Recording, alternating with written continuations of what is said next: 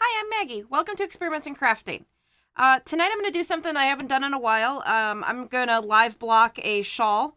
You guys have seen this shawl if you've been watching along with some of the live streams. I ordered the yarn and showed you that. I've shown you the shawl a couple of times as project updates. And so the last step for this particular shawl is to block it. And I had a couple of viewers ask me questions recently about blocking, and so I thought I'd just go ahead and live block this and show you what I do when I block. And it'll also give me an opportunity to use some of the things that I've shown you in the past that I actually haven't gotten a chance to use yet. So a few weeks back, I bought this Eucalyptus grapefruit scented blocking soap. So I've got that to try out tonight.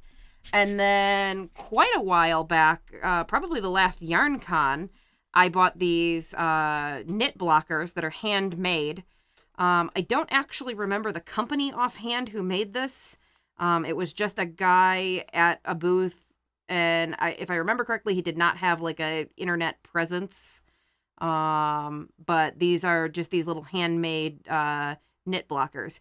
You can also purchase knit blockers from Knitter's Pride, I think, are the ones, and that's actually like knit blockers is, I think, their like trademark. But it's basically just a thing holding multiple pins, so you can put them all in together, and they're all parallel.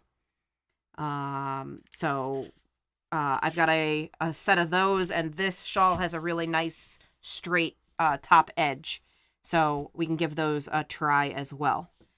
As always, please, while I'm blocking, ask questions about blocking, but also ask questions about anything yarn or crochet. Just whatever you want to talk about, I'm happy to talk about while I block. Blocking is one of those tasks that's pretty easy to do other things while you do it. I like to sit on the floor and block 3 or 4 things all at the same time. I'll usually just turn on like a TV show and like listen to that and block, and it can just be kind of relaxing. There's not a whole lot of intense concentration needed. And it's kind of a fussy type of work where you set it and then you unpin it and you repin it and you unpin it and you repin it until it's exactly the way you want it. Because once it dries, it should basically retain that shape. I'm going to be doing what's called wet blocking tonight. Wet blocking is when you get the project entirely soaking wet and then wring it out in a towel, or at least press it out in a towel, and then pin it while it's damp. You can also steam block. Steam block works well for natural fibers. You don't really necessarily want to steam block plastics unless you're doing something called killing them, where you sort of like get the plastic to melt just a tiny bit. But it's not great to do to plastics, but for delicate natural fibers, steam blocking works pretty well, as well as spray blocking. There are some fibers that when you get them soaking wet, they don't do great things. Really loosely spun alpaca, I think, has a tendency to sort of come apart. It has this quality that they call blooming, and so then it sort of comes apart. So but yeah, so like I said, really loosely spun alpaca might give you some trouble wet blocking. So in that case, what you can do is spray with a spray bottle, get a section lightly damp, pin it, spray a little bit more, get it lightly damp, pin it, and just kind of keep working in sections. That also works if you have a really, really small space and can only do a portion of a project at a time. So if, for example, you only had a very small dining room area that you could block, and maybe could only use one of these mats at a time, you could do the shawl in sections. It might not work exactly the way you want it to, but the overall effect, I think, would still be fine. So, welcome to everybody who is out there and joining us tonight. Thank you for joining us. We did have a question right at the beginning about somebody afraid that we were missing the show, so I'm sorry we were running a little bit late, but thank you for hanging in there and joining us tonight. And I guess I'm going to go ahead and get started on blocking. And like I said, if you guys have questions, just keep throwing them in the live chat. We've got an extra camera view up tonight, so you guys can really watch what I'm doing here with the live blocking. So step one is to take a finished shawl that needs to be blocked and put it in water. And the water should be roughly, like, I don't know, a little bit warmer than room temperature. It definitely should not be hot. You don't want it super hot, but just a little bit warmer than room temperature. And this was a little bit warmer when I put it in here, but it's been sitting for a few minutes. I'm going to take a look at this and see. This says 1 teaspoon per gallon. There's probably not quite a gallon in here. I'm going to use the cap and hope that it's roughly a teaspoon. It appears to be. I'm going to just slightly underfill it. Huh? No, it's not super important. It is, often the blocking soaps seem very expensive, but then when you look and see that it's only a teaspoon a gallon, okay, maybe don't use the cap on this, because nothing comes out of the cap. This Eucalyptus soap is available in unscented and lavender and eucalyptus. The one that I have is grapefruit because it was the mildest smell to me. I don't really care for lavender. It's a lanolin based soap. Like it's got a bunch of extra lanolin in it, and lanolin always smells to me like sheep. Like it's obviously from sheep, but like it has kind of a sheepy smell. And the unscented has that sort of sheepy smell, which is not terrible, but not what I wanted. So the grapefruit in this case just covers it up a little bit. So I've got the shawl here.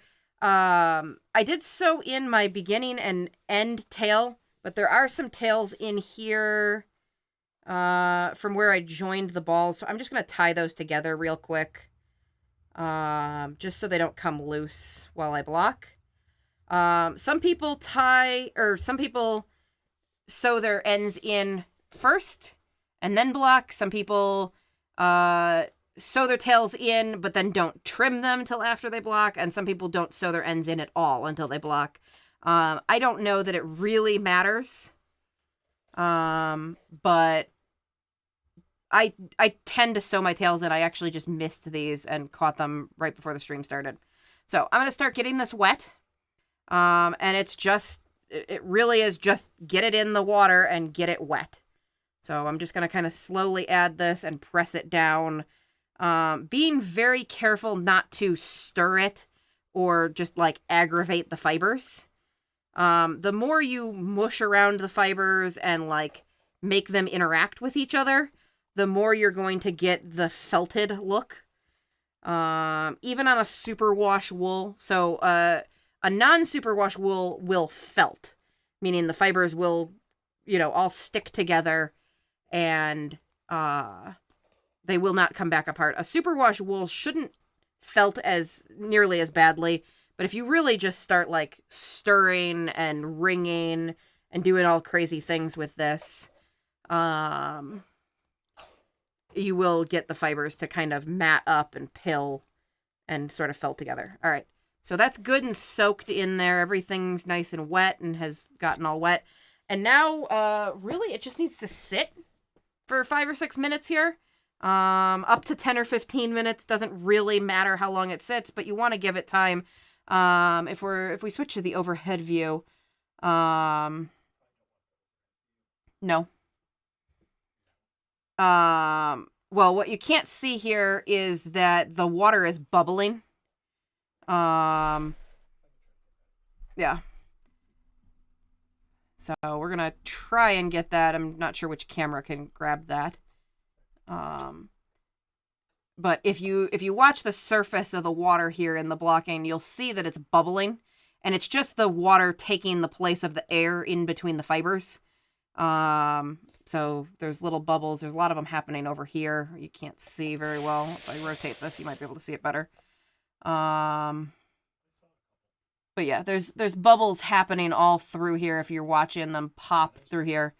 And so when that sort of stops, I know that everything's really good and wet, and that it's a good time to block. And that usually takes, like I said, 10-ish minutes.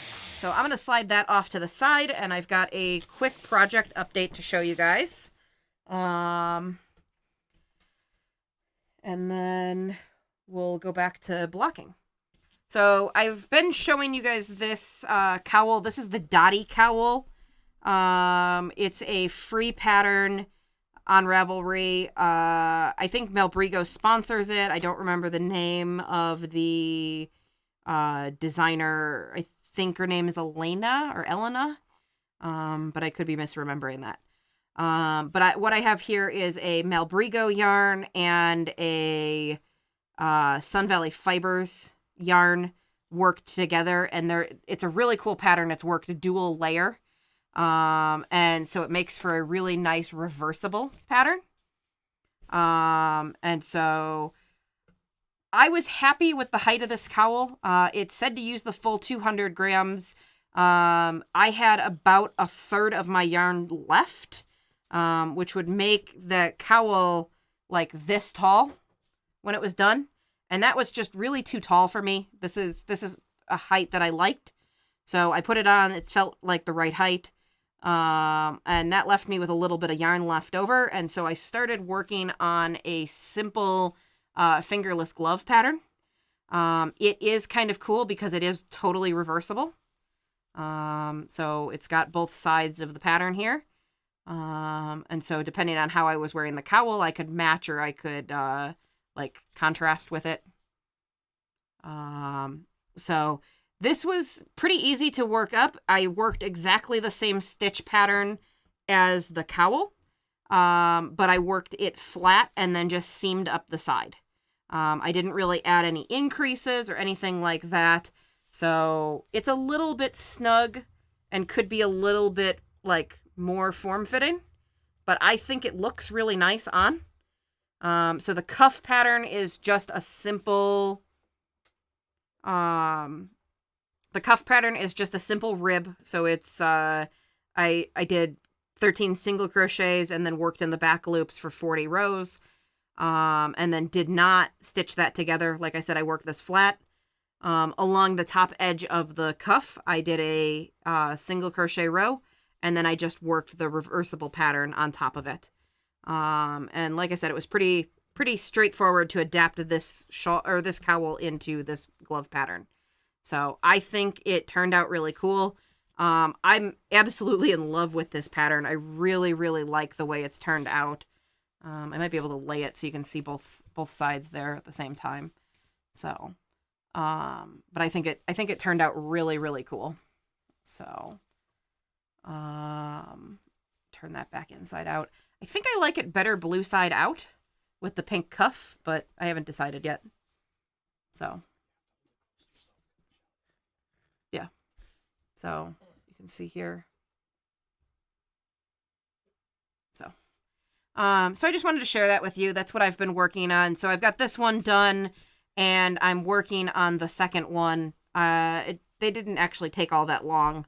Once you get this pattern down, it goes pretty quickly. So I'm really happy with this. I kind of wish it was colder out. I think it hit 80 degrees here today.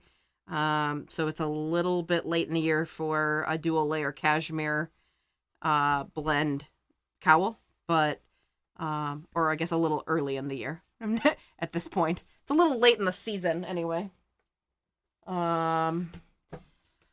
All right, so we've got some comments. Welcome. Thank you for joining me. I'm glad you guys like the cuff pattern. I think it's cool. I really just think that pattern is cool. It's pretty tricky. I kind of wish every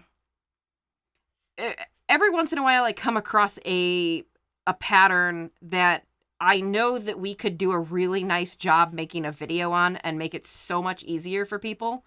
But I don't, like, they're not my patterns, so I can't. And I don't really know how to, like, approach somebody and be like, hey, do you want me to make a video for your pattern?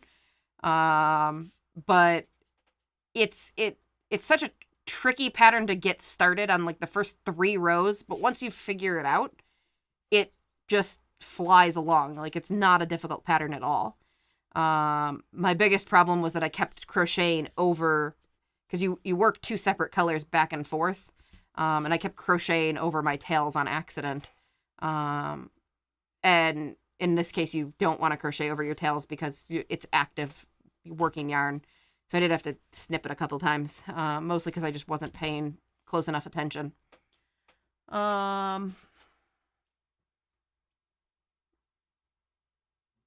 Just checking on the shawl over here to see if it's... I'll leave it a minute or two.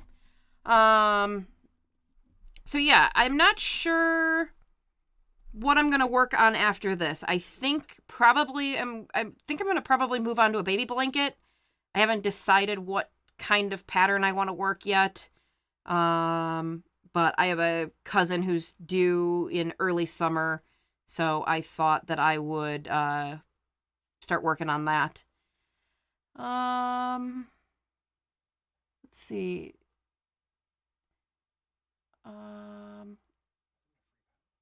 It is in this case, it is a free pattern, but there have been, like, purchased patterns too that I've thought about contacting the designer.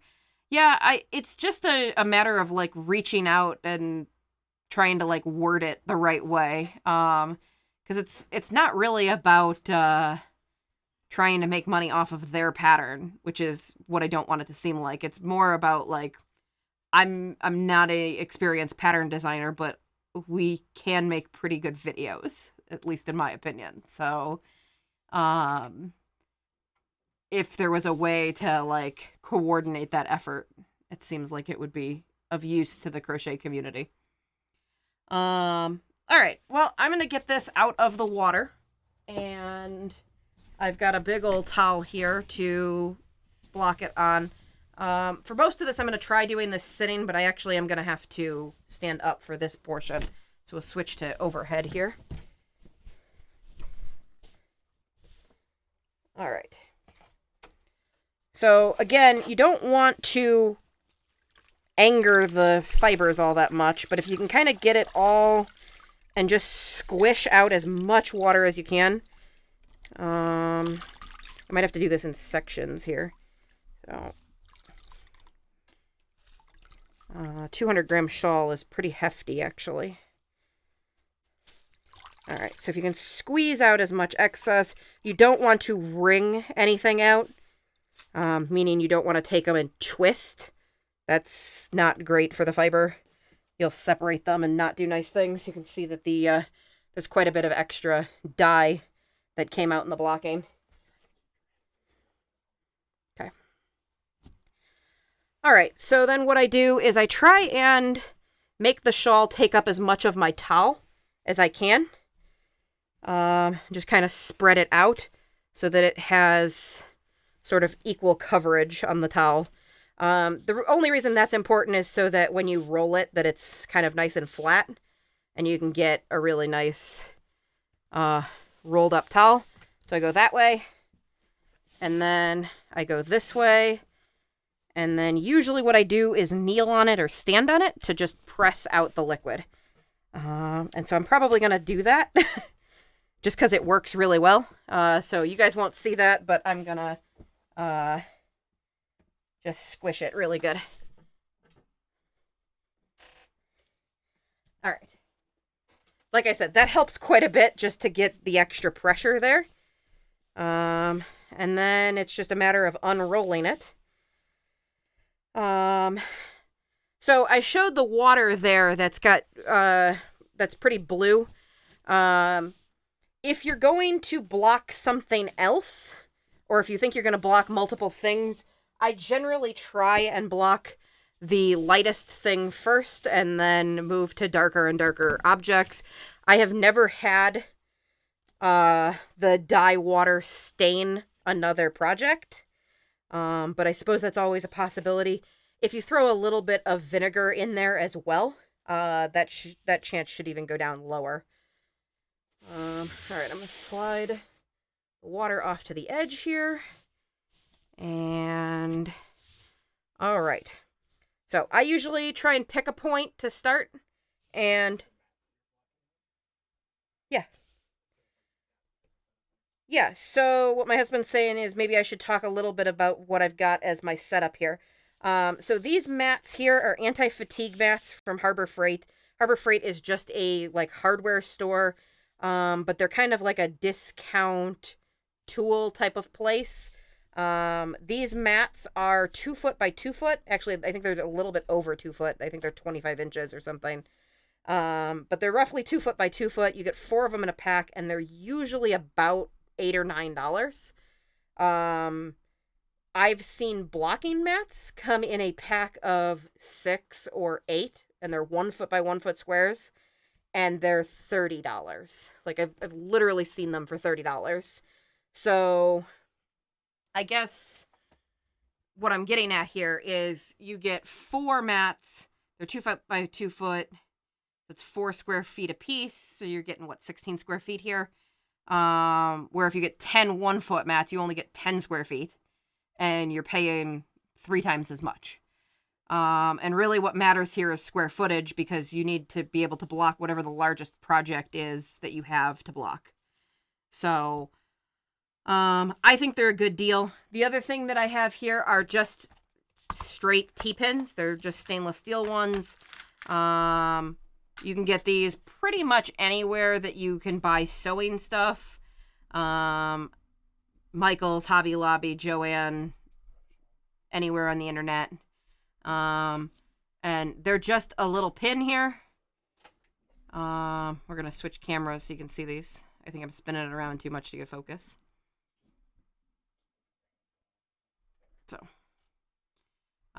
So this is a T-pin. It's just a pin on one end and this, like, curly T shape on this end. They really can be any pins. But you don't want something that will rust. And actually, these are getting a little bit of rust on the ends of them, so they're probably just, like, coated in something. They're not actually fully stainless steel. But you don't want anything that will rust, not because they go bad, but because they'll get rust on your crocheted items, as, like, over time. So if you block something light, you'll end up with, like, little rust spots on them, which just ruins your day and your project. So I've got these silver ones, and then I have some from the Crochet Dude or something. I think it was like a boy line. And they're dark. They came in green and, like, navy blue. And I try not to use these because they get lost in the project so easily. And even if the project is light, they get lost against the blocking mat. Because the blocking mats are dark and these are dark, that I will think I got them all out and go to pick my shawl up, and it will snag on one of the pins. So I avoid using these, but there are times when I block 3 or 4 shawls all in a sitting, and I need every pin I own. So, and then, like I said, I've got these knit blockers, so I'm going to give these a try. I've never used these. I've owned them over a year, and I just have never had a good shawl to block with them. So I like to start from the center. This shawl is symmetric. you know, it's a triangle shawl and it's symmetric. So I block from the center and then I try and block evenly all the way out. I usually try and do a straight edge first. So I'm going to do the top edge here. And then as necessary, I'll move down the outside. So that's generally my plan of attack. If you were blocking something like an asymmetric shawl or a asymmetric triangle, you would start with your one straight edge and then maybe work out on your two different size legs. For something round, you would just have to try and work the way that you're supposed to put lug nuts on a tire. So like across and then like keep moving across and across, like as you try and block something round. You don't want to try and go all the way around in a circle because it'll get lopsided as you go. So you should work across and then, pivot around. So I'm going to give these a try. I'm going to go right up to the edge here. And then again, all right, I don't think I'm in the center of my mats here, which doesn't really normally matter, but I need enough room on these wings here to be able to block. Oh, this is not going to be totally straight. Okay. There's a June bug? Ladybug? I don't know what it is. There's a bug in the studio, so if you hear buzzing, that's what's going on. Oh, it's one of those shield bugs. What are those called? I don't remember. Yeah, I call them Lion King bugs, but that's not what they are. Stink bugs, I think. All right, so the problem with this and why I'm not going to end up being able to use these knit blockers is that this shawl isn't a flat triangle on the top. Let me see if I can show you here. So what it wants to do here is, see how it curls at the edge? So if I block this flat, it's going to pull it straight here. So it's gonna block it straight here, but it's going to mess up the way that this wing lays. So it wants to curl up this way and not be flat across that way. So I'm not, well, I might still be able to use the knit blockers, but I'm going to have to adjust here. So I'm going to have to move that down a bit. Move that down a bit. So it's a good idea. Like I said, a lot of blocking is just about pinning and unpinning and repinning. So let's see if we can get this. I'll make do without. I probably will have to add some in later. Or add something in.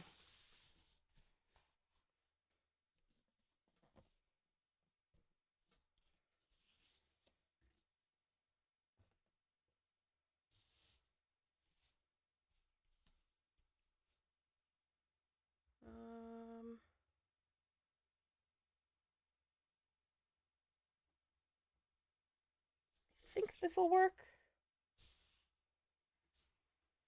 All right, so I can pin this like this.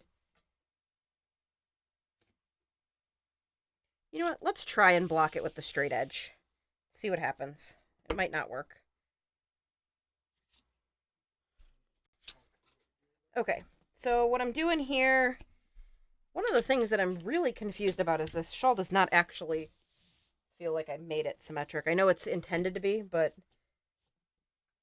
one side seems a little bit longer than the other. Okay, so what I'm doing here is I am going to put the center knit blocker in. And then again, I'm going to work from the center out with these guys. And I'm going to go ahead and try and block this with a straight edge.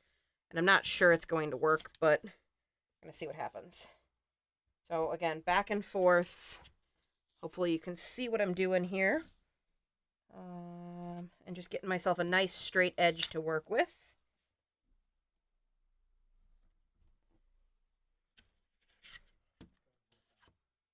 Okay.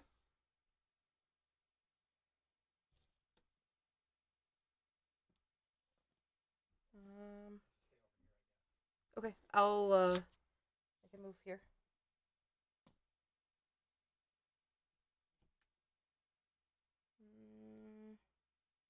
I have an uneven amount, or I've used them unevenly. Move back over here. Sorry, I know some of the time I'll be off camera. That's why we also have the top down, so that I'm on camera as much as possible. All right, we're gonna let that kind of.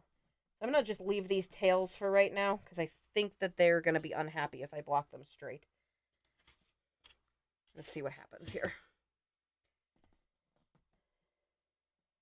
All right. So the part that I usually do next is to block the center down here. And I am probably actually going to have to walk around the table to do this. Get a few pins out over here. So I'm going to block the very center bottom here. And I apologize if you can't quite hear me. I'm on the wrong side of the microphone.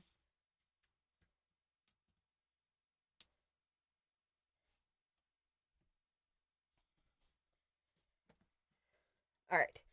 So I pulled that crooked. Hold on.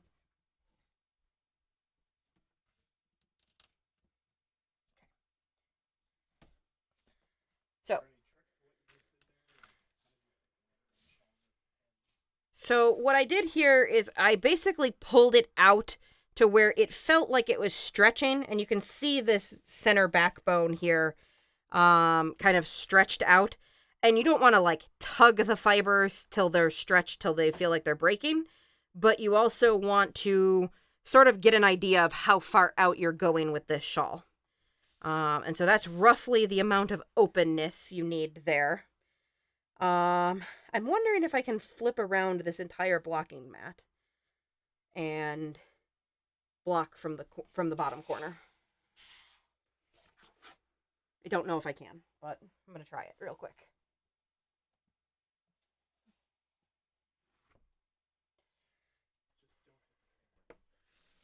Okay. I'll give it a try. We're trying to rotate here so that I can try. Ooh, there goes all my pins.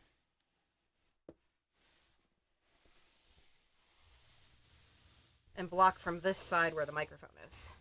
All right, that's going to work. I'm going to go after my pins real quick.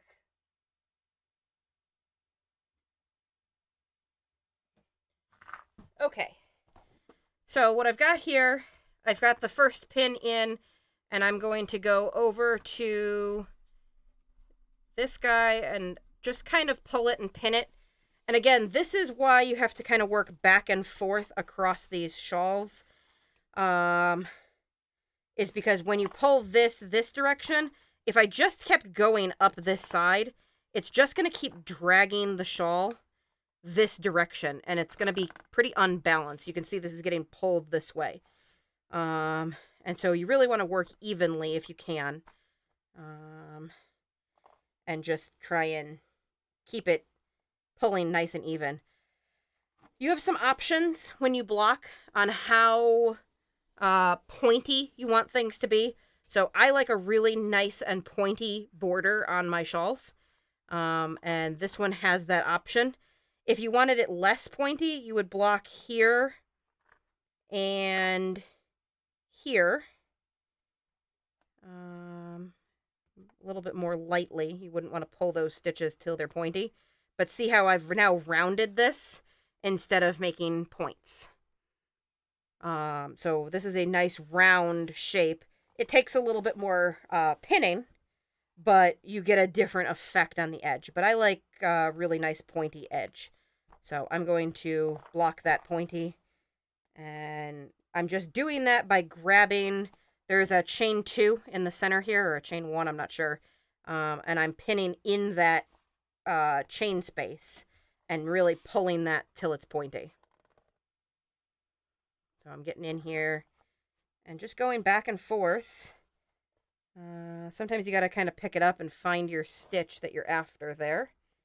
Um, and so, like I said, this is just a pretty slow, methodical process where you just work back and forth slowly and kind of just do other things. So this is a great time if you guys have questions about wet blocking or about crochet, about yarn, whatever you have questions about. I can take questions and answer them while I'm just doing this slowly, and just stop as I run into trouble. But this should be a pretty straightforward shawl to block. So I'm going to run into a little bit of trouble because the way that I laid these blocking mats out, I don't quite have enough mat here, but it'll be okay.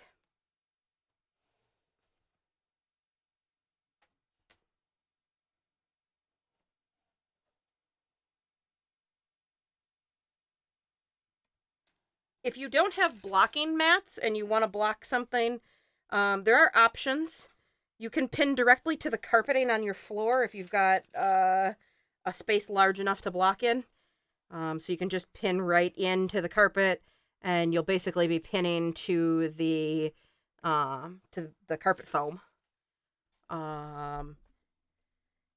Some people will strip the bed linens off a spare bed and block onto a mattress. Sorry. This bug's getting more aggressive. So some people will block directly onto a bare mattress. So if you've got a spare room or even your own room, but you can block at, 7 o'clock in the morning, and by the end of the day it's dry.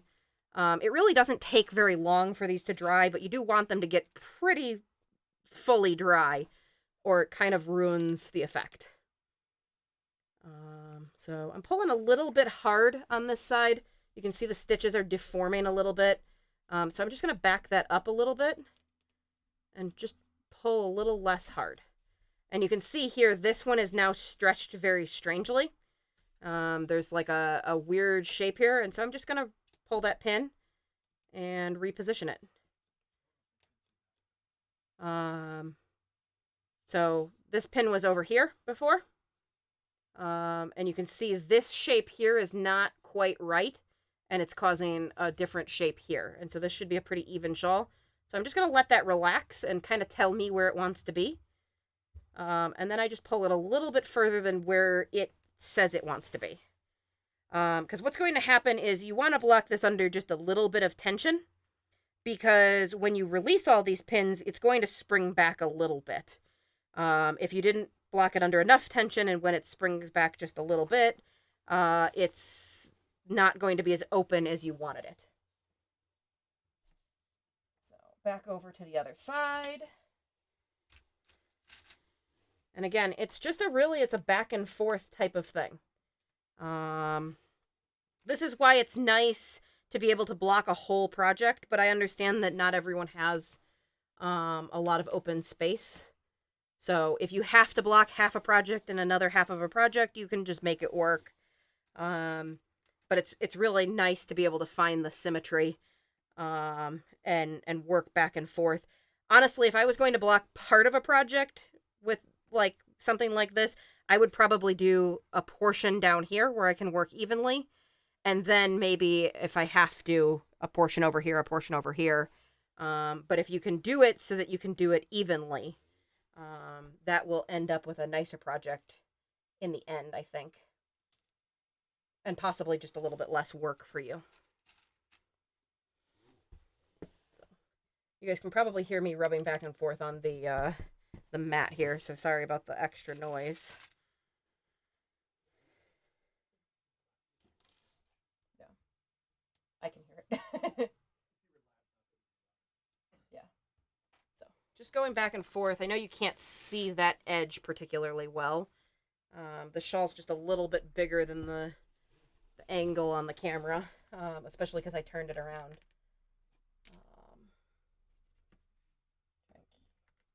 Catch the middle here. Chat's not as chatty tonight.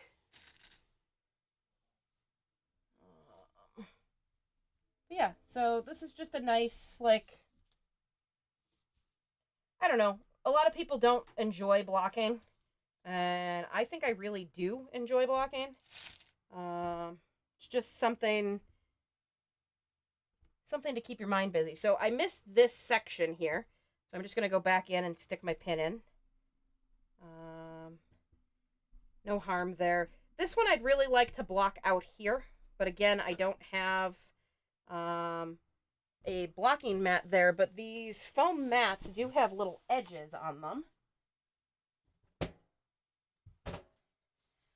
So, because these are intended to be like a little floor piece, like for a workout area or something like that, I think I grabbed the wrong edge.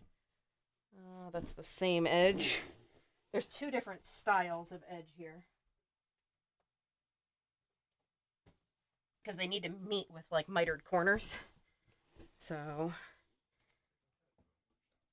yeah, I mean, it's intended for the floor of a workshop or something like that. Oh, you know what? When you meet in a weird corner like this, you have to trim the edges.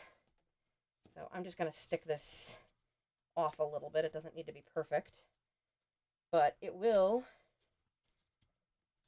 So it doesn't meet up perfect here, but it does give me the extra few. Oh, that's not the one I wanted to move. I'm actually going to just pin to the side of that, but gets it open enough. Just gets me that extra little bit that I had to have to get that to lay the way I wanted it to. This one I was able to meet on the side. All right, I think I can rotate this again part way so that I can get this side all the way on camera. Maybe. If I go around there. Ooh. I think it'll be okay. It might fall apart. I was just aiming to get this corner over here. So now that I'm really not working all the way across the shawl, so when I pull here, it's pulling in this region, but it's not pulling from all the way over there. I can really just focus on this corner. And so I'm going to do that and just focus right here. Xana says she loves blocking and really loves the results. It enhances the hard work that she's done doing the crochet. I agree. It's just such an important finishing step. And really makes a project that looked nice look amazing. Because this shawl, when I held it up before, it looked fine, but it was so collapsed down that you didn't see any of this beautiful like detail and lace work. And this is really a nice open lacy shawl, but it's totally lost in the pattern if you don't block. The other thing is I noticed when I laid this shawl out for the camera that there's sections that have pooled together. And what you're seeing here is there's like a stripe of this lighter green and then a stripe of the darker purple and blue, which I didn't really intend to happen. And the blocking sort of hides that and makes it melt together a bit, because it separates the stitches from each other. So this green stitch and this green stitch were previously on top of each other, and now they're separated out and there's air between them. And so it just doesn't show up as much. All right, so now I'm up on this corner that was going to give me trouble, and it really wants to be blocked. Let me turn a little bit further. It really wants to be blocked right up out here, just to get this little hook shape. So what I'm probably going to have to do is just leave it and let it dry like that. And then when I pull the shawl off, I will just spray it and block that corner piece. Alternatively, after we stop streaming, I could throw a couple more mats on the floor and get that corner blocked while it's still damp. But for right now, there isn't much I can do. I could try folding it over and pinning it. So if I pin this piece here, maybe I'll try that. I'm going to slide this back onto the table because it's making me nervous, like it's going to collapse. And see if I can get this on. Let me pull the table this way, and then I can slide it that way. Still doesn't quite get it on stream. This way? Okay. You got a camera angle that's going to be able to catch it? Okay, perfect. All right, so this is the corner that's giving me trouble. It wants to be out here to be blocked. And so what I'm going to try doing here is I'm going to pin, I'm going to pin the corner here. And then I'm going to, what am I going to have to do here? I think I can just pin this so that these open up. So there's one of the edge spikes. And the other edge spike is in here. And I can pin that. And I just don't want to touch any other yarn there. But that should do the job. And so there's a little bit of twist going on here. I'm actually going to pull this and just take the twist out. It'll still be pulling the spike shape, but it won't put a kink in there. And so that's that edge blocked. It's a little bit wonky, but you can make it work. And now I'm going to do the other edge, which should be slightly more able to get on camera than that far edge.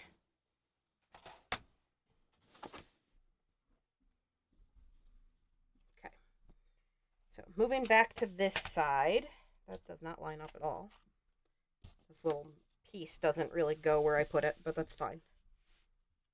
All right, that I can reach everything if you can get it on camera. All right, so I can work on these few. Also, when I block, I normally, and I don't know why I didn't do it this time, I've got this little container. I usually sprinkle out a couple of pins at a time, because if you just stick your hand into a bucket of pins, you're going to get poked a lot. So all I'm doing here is I'm just finishing up the edge spikes and going along and just pinning here as I go. And I'm going to do the same little trick that I did on the other side, where I'm going to flip this guy down. I'm going to get my last pin in. I think that's it for that direction. Oh no, I can do one more there. I'm going to grab this spike there and pull him up this way, and then tip this back. And I'm going to get the edge and just pin it into an empty space. There's a chain space there that I can grab, and the final chain space is there. And again, this pin gets like a little twist in the yarn. I'm gonna just release that twist and put the pin back in, just because I don't want those to have a kink in them at the end. And then the last step, and I think the most important step here, is to just survey the entire thing as a whole. So I'm going to slide this back to the center. And just kind of take a look at what I've done.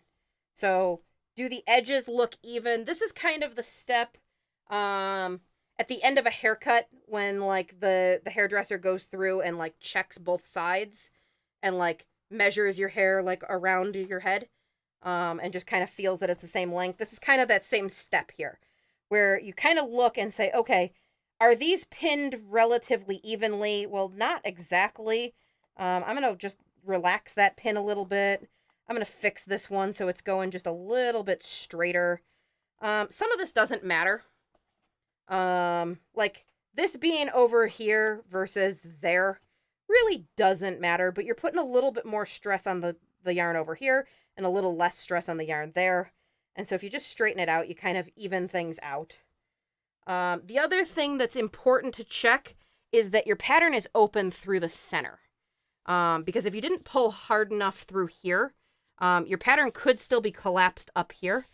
And what you can do there is either like kind of pick it up and just like get it to open up a little bit. Or you can kind of add some pins in the center. So if you have a really, really large, heavy shawl, you might have to help open it up a little. Yeah, we can go back this way. I pulled it away so I could rotate. So, so yeah, you can kind of just open things up, kind of play with it a little bit. And then this is just the fussy part where you can go in and just fix your pins. You know, find where one is in a little bit too far or out a little bit too far. You really don't want to be stretching the yarn to its limits. Like I could pull this all the way to here, but I don't want to pull it that far. I want to kind of just pull it enough that the pattern is open, but I'm not like stressing the yarn. And some yarns can handle a lot more. So this is a merino. It's a very strong, bouncy fiber. If you stretch it really hard, it'll be fine. Some other yarns just won't hold up to it, and that's just really something you kind of have to just learn as you go. But a merino should be able to take kind of whatever you give it. Something like an alpaca just won't play ball. But yeah, so that's really all there is to blocking. It's a pretty simple procedure. It costs a little bit to get started. Probably in the $10 to, I don't know, $12 range. So if you get mats from Harbor Freight, you're $6, $7 in. You can get a set of pins for $3 or $4 from Joann Fabric. I have found that the nicer blocking pins tend to be in the quilting area. So they'll have some in sewing, but then they'll have nicer ones. And if you can, if they're not in a box, but in like a bag, if you can feel that they're not like flexible, my blocking pins are pretty rigid. So like if I pull on them, they're not flexing or bending. You want them a little bit rigid, where a sewing pin, they're kind of flexible and just really a little bit too fine, like the kind that you would use to pin layers of clothes together while you're sewing. Those are really just a little bit too fine and a little bit too flexible. I've got one here. And they tend to flex. I don't know if we've got a camera angle that'll see that better, but yeah. So I'll show you here real quick the difference between them and why you don't necessarily want to use a sewing pin in this application. So again, sewing pin, you can see the head deflects there quite a bit. And they're meant to be flexible because they have to, you know, weave through layers of fabric. T-pins, on the other hand, are heavier and don't flex. So again, the head doesn't really want to go anywhere. Really, it's only flexing against my thumb. That's because my thumb is flexing. But the actual pin is not deflecting. And the reason that you don't want it to flex is because you need it to drag the yarn out and hold it. And it needs to kind of hold that weight behind it and not, you know, bend over while this yarn is drying. So, and like I said, I just kind of sit and fuss with these. I'm going to fix a couple here while I see them. But yeah, this is really all it is. Like blocking, a lot of people are intimidated the first time they hear about blocking, or they don't really want to do it because they think it's going to be difficult. But the thing is you can't mess it up. You could mess it up if you pulled the fibers apart. If you pull them hard enough, you're using a very delicate yarn. But the chances are that if you're using a very delicate yarn, you've probably done this before. Most people don't just start with single ply alpaca. But for the most part, you can't really ruin this. Because if you block it, it dries, you don't like it, you've done it wrong, it's asymmetrical, The solution to fix it is get it wet again. And that might be spray it and just fix one section, or it could be dunk it back in water and start over. And there's no penalty for doing that.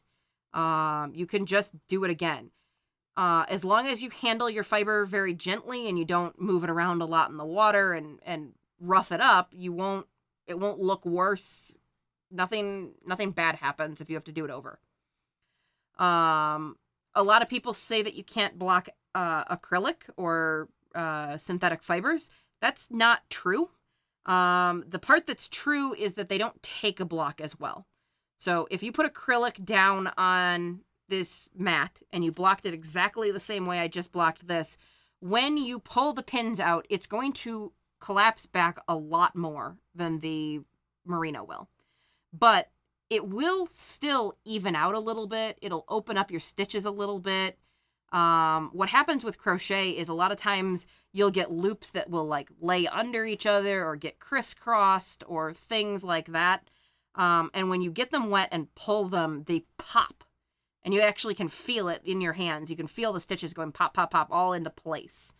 And so when you're blocking, all of that popping that's happening and all of the correcting of how the stitches are laying and all those things will still happen with acrylic.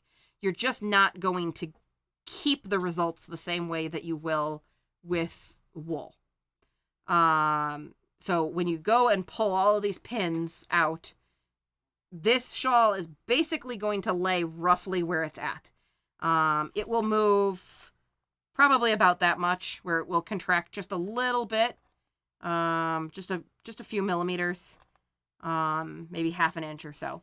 But acrylic is going to bounce back further, and you're not going to see as much benefit, but there's still some benefit.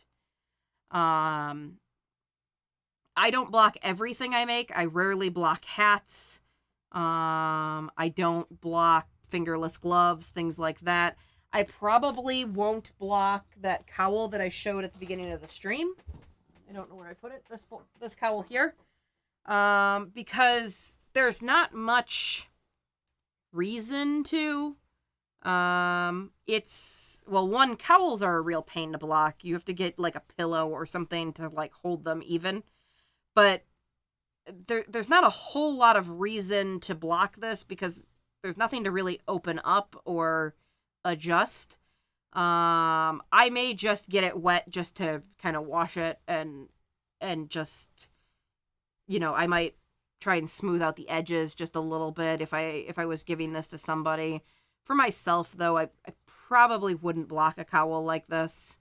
That's not to say you couldn't, or even that you shouldn't. I just probably won't. It's just a really solid piece, and it already has very nice even edges that I'm happy with. So there's not a lot to fix. That is something that you learn too about crocheting and blocking, is that blocking will fix a lot of mistakes. So if you lost a stitch along the edge and you're worried about how it's going to look, will not matter. Just block it and even it out. You can blocking fixes a lot of problems. So it opens up your fabric, makes everything look nice, but it also evens things out if you've made errors. You've worked some extra stitches on one side, like you can smooth all that out. And really fix a lot of problems just very quickly. So, especially in something like if you're making squares for a blanket, you wouldn't necessarily need to block those. But if you block them all to exactly the same size, everything will look so much nicer. And it's so hard to make every single square exactly the same size. But you can fix it very quickly with blocking. So you've got a lot of options there. Really that's all I've got for tonight. I wanted to go through blocking this and show you guys how it was done. I've got a few other blocking videos from way back when we were starting this channel up. Might have actually been my first live video was a blocking video where I just was sitting on the floor blocking. But there's some other examples of blocking shawls and how I went about doing different shapes and different fiber types, different blocking methods. I think I've got one with spray blocking. I don't think I've ever steam blocked on a live stream. I very rarely steam block. There's not a whole lot of use for it for me. I prefer wet blocking if I can. I think it gives the nicest finished product. Steam blocking is good for fibers that will fight you a little bit, or fibers that are going to take a really long time to dry and you need them faster. So something like a cotton, like if you made a cotton rug or something like that and you wanted to even it out, you might not want to wet block it because it's going to take forever to get fully dry. So you could steam block, and cotton would be very like open to being steam blocked. Or if you've got I have a really bad habit of waiting till the last minute to finish a shawl.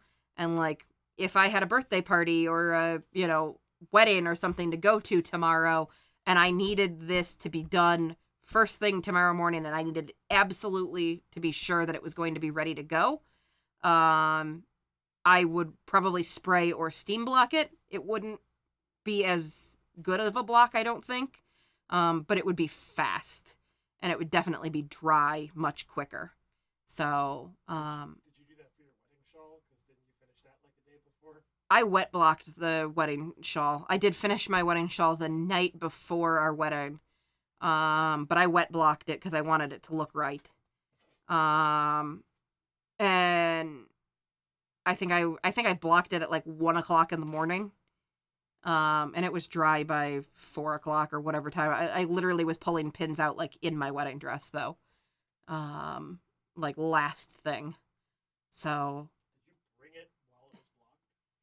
No, I finished it at my sister's house and blocked it there. I brought all of my blocking materials to my sister's house, which is where we got married. And blocked it that night. Like around setting up for the wedding and like doing other things. So is what it is. From the time we got engaged to the time we decided to get married was a very short window of time. So it wasn't that I was procrastinating on the shawl. I literally had to order yarn, make a 200-gram shawl, and get it blocked inside of like 4.5 weeks. And probably 2.5 weeks of that I was waiting on the yarn. So, is what it is. But it worked out in the end, and I wear that shawl all the time. So I actually was thinking, I've been really attached to yellows and like golden yellows, and I remembered that I bought the purple to fig color from Fiber Optic Yarns, which is a gold to purple colorway, and I think I have the purple end. So I could do another gradient shawl. I think this time I would start with the purple end and work. Is that what I did last time? Maybe I would start with the gradient end and work out to the purple, because as you get to the outside, 100 grams is like in this shawl here. The first 100 grams is probably like right here. And then this section, like right here, is probably the second 100 grams. If I could find the ends that I tied together, we could see for sure exactly where it's at. But it's not as even as you'd think. Like you'd think, okay, well here is about halfway. I think I can see it on the stream because I think that the two balls are quite a match. Yeah. Like look right now. Yeah. You can pretty much see the lighter triangle, which is the other ball. Yeah, so it's probably about right there. Yeah. It's probably, so you think that that's a slightly different color way than this up here.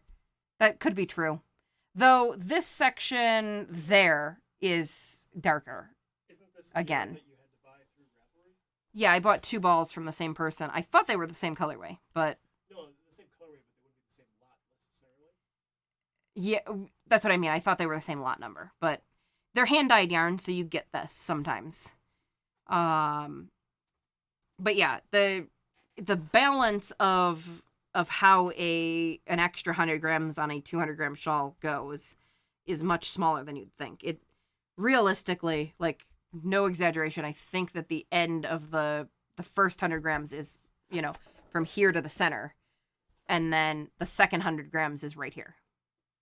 So,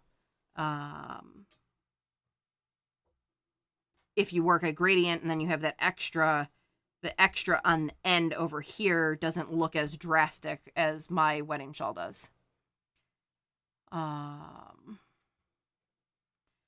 Let's see, Helen just joined in and asked if this is an Afghan or a shawl. It is a shawl. It's the shawl that I've been showing the last couple weeks. This is the From the Ashes shawl by Rachie Nguyen Designs. The yarn is Madeline Tosh sock in the color Mandala. And I've just been showing a little bit about how to block. Unfortunately, I think we're wrapping up. But the live stream on how I blocked this will take a little while to sort of render through YouTube, but it should be available in an hour or so. And you can rewatch through here. Xana agreed that the wet blocking gives the best look for sure. And yeah, I mean, I always choose to wet block if I can. The only time that I hesitate to wet block is, again, if I'm going to use a fiber that's already really, really fuzzy or hairy, or has a lot of halo, and is a relatively weak yarn. So something like a single ply alpaca that's really got a lot of halo going on, I would probably spray block that, and be really gentle on it. I just wouldn't take the risk that, like, when you stick it in water, kind of a lot of things can happen as it gets, like, shuffled around. And you might end up with something substantially more felted than you'd like.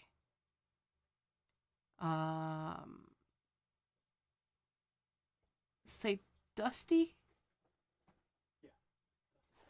Welcome, Dusty Cat. Sorry that you're catching the tail end of the stream, but hopefully you can join us next week. We usually stream at about 8. We were a little late today, but yeah, not super super late. I think we were about 8:15, 8:20 we started. So but yeah, you can always rewatch the stream. I recommend waiting about an hour or so until YouTube's got the higher quality video uploaded. So they usually put up like a 360p like almost immediately.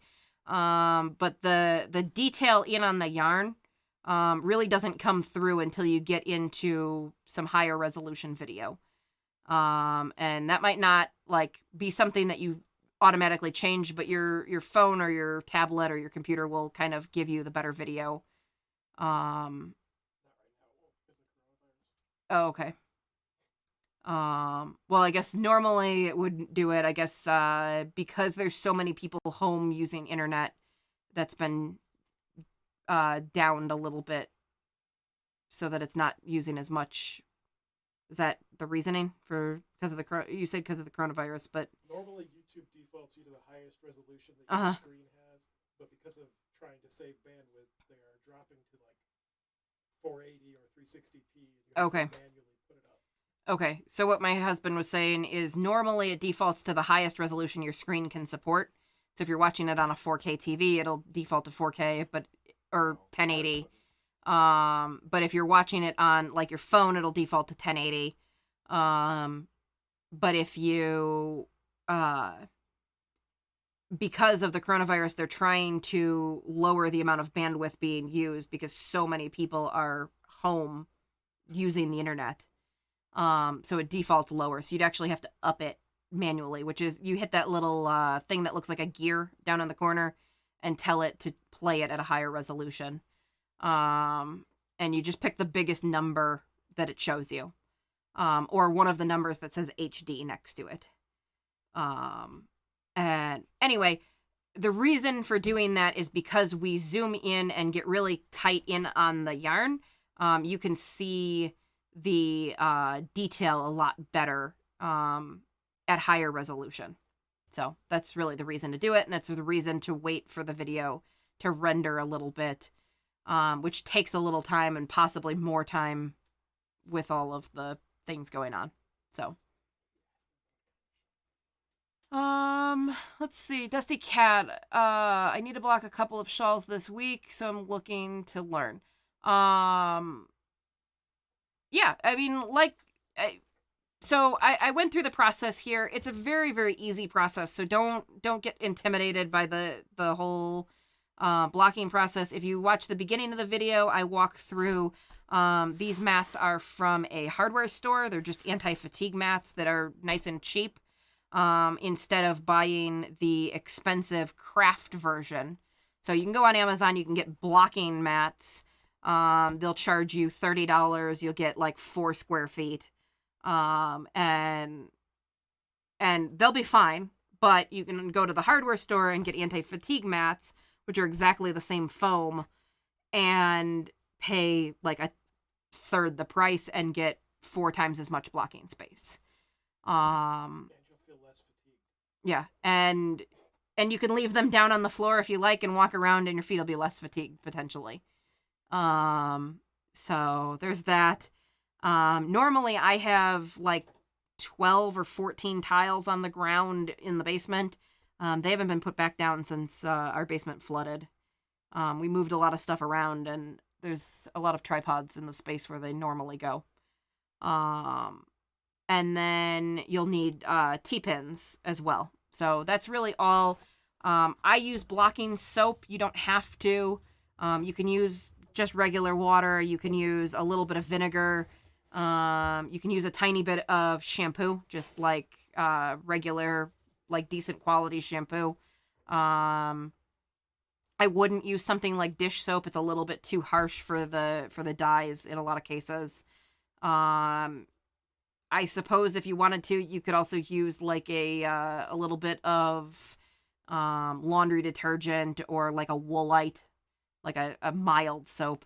You don't want to go crazy because you don't rinse it out, which is why the blocking soaps, they're meant to be no rinse soaps. So you want to be really, really dilute, or just don't use any soap. You can also use a small amount of conditioner, like just hair conditioner, which can help like soften fibers as well. If you've got something that's just a little bit scratchier than you'd like, that often works with acrylic. If you've got a scratchier acrylic, it's not going to make a Red Heart Super Saver feel like the most plush thing in the world, but it will help. And so a little bit of hair conditioner in with a rougher yarn can help quite a bit. It also helps with natural fibers. If you've got a little bit of a scratchier wool, a little bit of conditioner can help that the same way that it would help scratchy hair. So, I'd love to see pictures of anything that you block. You can share them with me on Facebook or Instagram at Experiments in Crafting. It's just fun to see what people are working on. And if you learned a little bit of something from this video, that's kind of fun to see for me. So, if you share those with me, I'd love to see them. And that goes for anybody watching, like anybody who wants to share anything with me on Experiments in Crafting from on Facebook or Instagram. You can direct message me on either, or you can post pictures to your own accounts and tag me on Instagram. Facebook's a little trickier. You can just share them to the group, and then I'll see them that way. But yeah, so I think we're going to wrap things up for the evening. The shawl just needs to sit and dry, and then I'll pull the pins out. If I'm particularly lazy, I may just leave the pins and maybe we'll pull them next week. And maybe I can get them out of the way here, and I can show you what unblocking looks like. If I just set this whole blocking setup off to the side, maybe I'll unblock them next week. Though I may also just unblock it and wear it, because it's really pretty now that it's all nice and open and really wanting to be worn here. So, depends on what the temperature is like the rest of the week. If it stays in the 80s, it can stay on the mats. But the temperature has been bouncing up and down like a ping pong ball around here. So, all right. Well, we normally stream at 8 o'clock Central Time on Tuesday nights. So hopefully we will see all of you back next week. And have a great rest of your week. Thank you very much. Bye.